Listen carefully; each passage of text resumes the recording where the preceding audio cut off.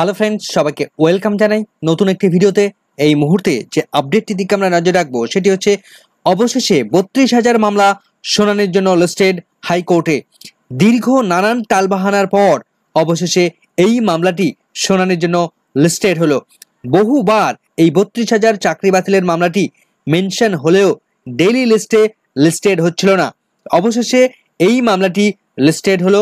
তো 32,000 প্রাথমিক শিক্ষকের চাকরি বাতিলের মামলাটি কবে শুনানি হবে, কত নম্বর সিরিয়ালে লিস্টেড হয়েছে, কখন শুনানি হবে, আদৌ শুনানি হবে কিনা, কোন বিচারপতিরা এই মামলাটির শুনানি করাবেন, বিস্তারিত কি কি আপডেট রয়েছে এই মুহূর্তে এই 32,000 বিতর্কিত চাকরি সম্পর্কিত মামলাটি, তা বিস্তারিত আমরা জেনে নেব এই ভিডিওর মধ্যে।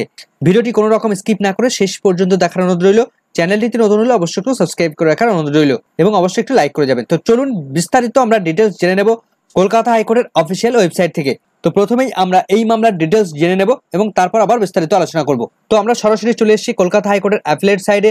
আমরা যে ডেইলি স্ট্যাটাস দেখতে পাচ্ছি কলকাতা হাইকোর্টের অ্যাফিলিয়েট সাইডে, কেস ডিটেলস আমরা দেখতে পাচ্ছি, মামলাটির কেস টাইপ রয়েছে এখানে ম্যাট নাম্বার, ফাইল নাম্বার এখানে আমরা দেখতে পাচ্ছি 879/2023-এর। মামলাটি ফাইল করা হয়েছিল 15/5/2023 তারিখে।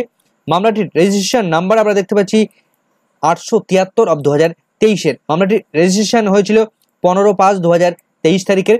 মামলাটির কেস ডিটেলস যদি আমরা দেখি, ফার্স্ট হিয়ারিং হয়েছিল 18 মে 2023 তারিখ এবং নেক্সট হিয়ারিং এর ডেট দেখুন 3 অক্টোবর 2024, অর্থাৎ 3রা অক্টোবর 2024 তারিখে, অর্থাৎ আগামীকালকে এই 32,000 চাকরি বাতিলের মামলাটি শুনানির জন্য উঠতে চলেছে কলকাতা হাইকোর্টের ডিভিশন বেঞ্চে। তো কারা শুনানি করাতে চলেছেন এবং মামলাটির স্টেজ কি রয়েছে? মামলাটির বর্তমান স্টেজ আমরা দেখতে পাচ্ছি অ্যাপিল ফর হিয়ারিং, অর্থাৎ হিয়ারিং এর জন্য অ্যাপিল করা হবে এমনটাই কিন্তু তার স্ট্যাটাসে রয়েছে। তো কোন বেঞ্চে? অনারেবল জাস্টিস হরিশ ট্যান্ডন মহাশয় এবং অনারেবল জাস্টিস পার্থ সারথী সেন স্যারের বেঞ্চে এই মামলাটি শুনানির জন্য লিস্টেড হয়েছে। তো মামলাটির বেঞ্চ ডিভিশন বেঞ্চ আমরা দেখতে পাচ্ছি। তো মামলাটির এই মুহূর্তে পিটিশনার রয়েছে the West Bengal board of primary education এবং রেসপন্ডেন্ট রয়েছেন প্রিয়াঙ্কা নস্কর। কলকাতা হাইকোর্ট এবং ডিভিশন বেঞ্চে এর আগে এই প্রিয়াঙ্কা নস্কর ছিল পিটিশনার, এখন তারা রয়েছে রেসপন্ডেন্ট। এই মামলার লাস্ট শুনানি হয়েছিল, কেস হিয়ারিং ডিটেলস আমরা যদি দেখি তাহলে আমরা দেখতে পাবো 5ই ফেব্রুয়ারি 2024 তারিখে লাস্ট হিয়ারিং হয়েছিল। তারপর দীর্ঘ টালবাহানার মধ্যে এই মামলাটির কিন্তু কোনো রকমভাবে আর শুনানি হয়নি। তো মামলাটির লাস্ট অর্ডার ইতিমধ্যে আমরা দেখতে পাচ্ছি আপলোড হয়েছিল 17 জানুয়ারি 2024 তারিখ। তো তারপর থেকে এই মামলাটি দীর্ঘ টালবাহানা করে এই মামলাটি কোনো রকমভাবে শুনানি আর ওঠেনি। এই মামলাটি পূর্বের বেঞ্চে মাননীয় বিচারপতি সৌমেন সেন এবং মাননীয় বিচারপতি উদয় কুমারের বেঞ্চে শুনানি চলছিল। তো তারপরে অন্যদিকে প্রাক্তন বিচারপতি অভিজিৎ গঙ্গোপাধ্যায় এবং সৌমেন সেনের মধ্যে একটা বিতর্ক তৈরি হতে এই সৌমেন সেন স্যারেরা এই মামলা ছেড়ে দিয়েছিলেন। তার ফলে বেঞ্চ পরিবর্তন হয়। এই মুহূর্তে দাঁড়িয়ে এই মামলাটি মাননীয় বিচারপতি হরিশ ট্যান্ডন স্যারের বেঞ্চে উঠবে। তো সরাসরি আমরা দেখে দেবো কলকাতা হাইকোর্টের অ্যাপিলেট সাইড থেকে ডেইলি যে কজ লিস্ট প্রকাশিত হয়েছে, সরাসরি দেখে নিই। তো অ্যাপিলেট সাইডের ডেইলি কজ লিস্ট আমরা দেখতে পাচ্ছি 3 অক্টোবর 2024 তারিখের কোর্ট নাম্বার 8-এ, অর্থাৎ 3রা অক্টোবর এই মামলাটি শুনানির জন্য লিস্টেড হয়েছে, অর্থাৎ আগামী কালকেই এই মামলাটি শুনানির জন্য লিস্টেড রয়েছে। তো এই মামলাটি আমরা দেখতে পাচ্ছি ডিভিশন বেঞ্চে honourable justice Harish Tandon sir এবং অনারেবল জাস্টিস পার্থ সারথী সেন স্যারের বেঞ্চে এই মামলাটি তারা 10:30টার সময় বসতে চলেছেন এবং এই 32,000 চাকরি বাতিলের মামলাটি শুনানি করাতে বসছেন। তো আমরা দেখে নেব একটু নিচে গিয়ে এই মামলাটি কত নম্বর সিরিয়ালে লিস্টেড হয়েছে তার লিস্ট নাম্বার আমরা দেখব। তো আমরা একটু নিচের দিকে যাব, একটু নিচের দিকে গেলেই কিন্তু আমরা দেখতে পাবো যে এই মামলাটি ঠিক কোন পজিশনটিতে আছে।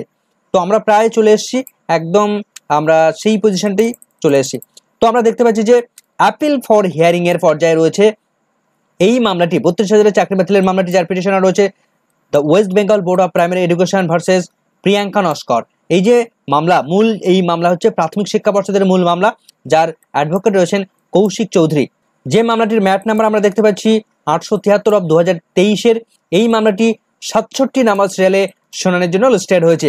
তো মামলাটির আইএ অনেকগুলো কিন্তু 22টি এখানে ক্যান ফাইল ইতিমধ্যে অ্যাডমিশন হয়েছে এবং অনেকগুলো ইতিমধ্যেই রিট পিটিশন ফাইল, মূল রিট পিটিশন ফাইল কিন্তু ইতিমধ্যে আমরা দেখতে পাচ্ছি বা ম্যাট নাম্বার আমরা দেখতে পাচ্ছি যুক্ত হয়েছে। তো আমরা একটু নিচের দিকে গিয়ে দেখে নেব যে ঠিক কটি মামলা এর সঙ্গে কানেক্টেড হয়েছে। তো আমরা একটু নিচের দিকে গেলেই কিন্তু বুঝতে পারবো। তো এখানে আমরা যেটা দেখতে পাচ্ছি প্রায় শেষ পর্যায়ে এখানে দেখতে পাচ্ছি 110 নম্বর পর্যন্ত সিরিয়াল রয়েছে এই প্রিয়াঙ্কা নস্করের মামলা বা 32,000 চাকরি বাতিলের মামলা। তার ফলে আমরা টোটাল দেখতে পাচ্ছি যে টোটাল 44টি মামলা রিট পিটিশন ফাইল ইতিমধ্যে কানেক্টেড হয়েছে এবং অনেকগুলো ক্যান ফাইল কিন্তু এর সঙ্গে কানেক্টেড রয়েছে। আমরা জানি 2014 সালের প্রাথমিক টেট থেকে 2016 সালে যে 32,000-এর শিক্ষক নিয়োগ হয়েছিল, নন ট্রেন যারা ছিল সেই সময় তাদের চাকরি বাতিল করে দিয়েছিলেন প্রাক্তন বিচারপতি অভিজিৎ গঙ্গোপাধ্যায়। তো সিঙ্গেল বেঞ্চ থেকে সেই মামলাটি ডিভিশন বেঞ্চে চ্যালেঞ্জ হয়েছিল। তো ডিভিশন বেঞ্চ সামান্যতম পরিবর্তন করে সেই একই রকম অর্ডার রেখেছিল মাননীয় বিচারপতি সুব্রত তালুকদার মহাশয়ের বেঞ্চ। তো এরপর সেই মামলাটি চ্যালেঞ্জ হয় সুপ্রিম কোর্টে। তো সুপ্রিম কোর্ট আপাততকালীন সেই অর্ডারের উপর অর্থাৎ ডিভিশন বেঞ্চের অর্ডারের উপর সম্পূর্ণভাবে স্থগিতাদেশ করে দেয়। কলকাতা হাইকোর্টের সিঙ্গেল বেঞ্চ এবং ডিভিশন বেঞ্চ নির্দেশ দিয়েছিল যে নতুন করে আবার রিক্রুটমেন্ট প্রসেস কন্ডাক্ট করতে হবে, নতুন করে সবার অর্থাৎ যারা টেট পাস ছিল, যারা অংশগ্রহণ করেছিল তাদের প্রত্যেকের ইন্টারভিউ এবং অ্যাপটিটিউড টেস্ট নিয়ে আবার রিক্রুটমেন্ট প্রসেস কন্ডাক্ট করার নির্দেশ ছিল। কিন্তু সেই প্রসেসের উপর সম্পূর্ণভাবে স্থগিতাদেশ করে দেয় সুপ্রিম কোর্ট, অর্থাৎ নতুনভাবে প্রসেস আর তারা করতে পারবে না এমনটি নির্দেশ সুপ্রিম কোর্টের। বাদবাকি যে সমস্ত প্রসেসগুলো রয়েছে বা পিটিশনার যারা ছিল, তারা যে অভিযোগটা নিয়ে এসে সেই সমস্ত বিষয়গুলো বা বিস্তারিত শুনানি কলকাতা হাইকোর্টের ডিভিশন বেঞ্চে করানোর জন্য সুপ্রিম কোর্ট ফিরিয়ে দিয়েছে কলকাতা হাইকোর্টের ডিভিশন বেঞ্চের কাছে। তো প্রথম দিকে এই মামলাটি মাননীয় বিচারপতি সৌমেন সেনের বেঞ্চে শুনানি চলছিল। তো তারা শুনানি করার জন্য পরপর কতগুলো ডেট ফিক্সড করে দিয়েছিলেন। তো তারপরেই আসে বিতর্ক।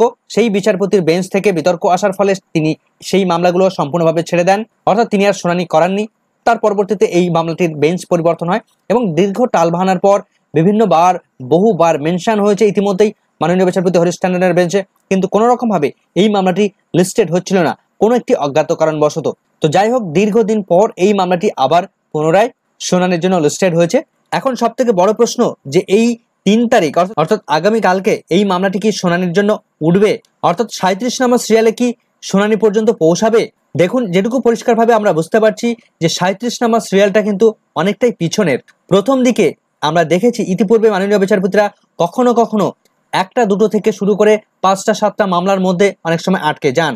আবার অনেক সময় দেখেছি যে প্রথম দিকের মামলাগুলো যদি ভারী না থাকে বা হেভি ওয়েট মামলা কিছু না থেকে থাকে, তাহলে অনেক ক্ষেত্রে সেই মামলাগুলো অর্থাৎ কজ লিস্টগুলো আমরা দেখেছি 100-রও বেশি অতিক্রম করে যায়।